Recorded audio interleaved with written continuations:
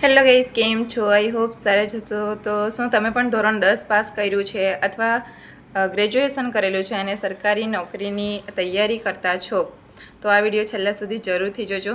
Railway વિભાગમાં ખૂબ મોટી એવી ભરતી આવી છે, જે ટોટલ જગ્યાઓ છે 6565 જગ્યાઓ માટે આ ભરતી બહાર પાડવામાં આવેલ છે, જેના જે ફોર્મ છે એ 30 જૂન 2026થી ભરાવા શરૂ થઈ ગયા છે અને 29 જુલાઈ 2026 સુધી આ ભરતી માટે જે ફોર્મ છે એ ભરી શકાશે.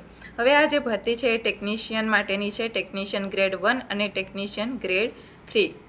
ટેકનિશિયન ગ્રેડમાં 323 જગ્યાઓ છે, જેનો જે પગાર છે એ 29,200 તમને આપવામાં આવશે અને ટેકનિશિયન ગ્રેડ 3 માટે 6,242 જગ્યા છે, જેનો જે પગાર છે એ 19,900 રહેશે.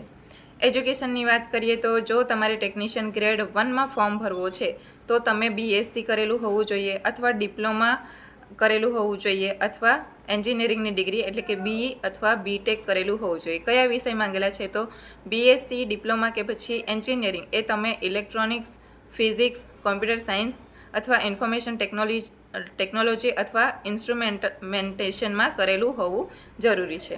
ટેકનિશિયન ગ્રેડ 3ની વાત કરીએ તો જો તમે ધોરણ 10 પાસ કરેલું છે અને એની સાથે ITI કરેલું છે. ITIમાં કયા કોર્સ છે તો ITIમાં જો તમે ઇલેક્ટ્રિશિયન, ઇલેક્ટ્રોનિક્સ કે પછી મિકેનિક, ઇન્સ્ટ્રુમેન્ટલ મિકેનિક, વાયરમેન અથવા વેલ્ડરનો કોર્સ કરેલો છે તો તમે ટેકનિશિયન ગ્રેડ 3 માટે જે ફોર્મ છે એ ભરી શકો છો. ઉંમર મર્યાદાની વાત કરીએ તો ટેકનિશિયન ગ્રેડ 1 માટે 18થી લઈને 33 વર્ષ માંગેલા છે અને કેટેગરી મુજબ છૂટછાટ પણ આપવામાં આવશે.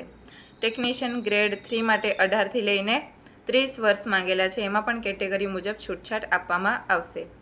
ફીની વાત કરીએ તો એપ્લિકેશનની જે ફી છે એ જનરલ, OBC અને EWS કેટેગરી માટે 500 રૂપિયા ફી છે અને other category SC, ST, ex serviceman, PWBD અને મહિલાઓ માટે 250 રૂપિયા ફી છે. આની જે એક્ઝામ છે એ CBT એટલે કોમ્પ્યુટર બેઝ ટેસ્ટ રહેશે.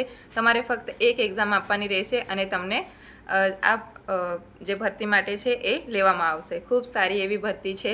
યાદ રાખો, આના જે ફોર્મ છે એ 29 જુલાઈ 2026 સુધી જ ભરી શકાશે. જો તમે પણ અપ્લાય કરવા માંગતા હોય તો 29 જુલાઈ પહેલાં અપ્લાય કરી દેજો. ખૂબ સારી એવી ભરતી છે. તો આ વિડીયો તમારા ફ્રેન્ડ સર્કલમાં જરૂરથી શેર કરી દેજો. જેઓ પણ સરકારી ભરતીની તૈયારી કરી રહ્યા છે તેમને પણ આ ભરતીની માહિતી મળી રહી. અને આ જો તમને આ ભરતી માટેની લિંક જોઈતી હોય તો ફોલો કરો અને કમેન્ટ કરો. લિંક તમારા DMમાં લિંક આવી જશે. આવી જ નવી નવી માહિતી માટે અમારા પેજને ફોલો કરો. Thank you for watching.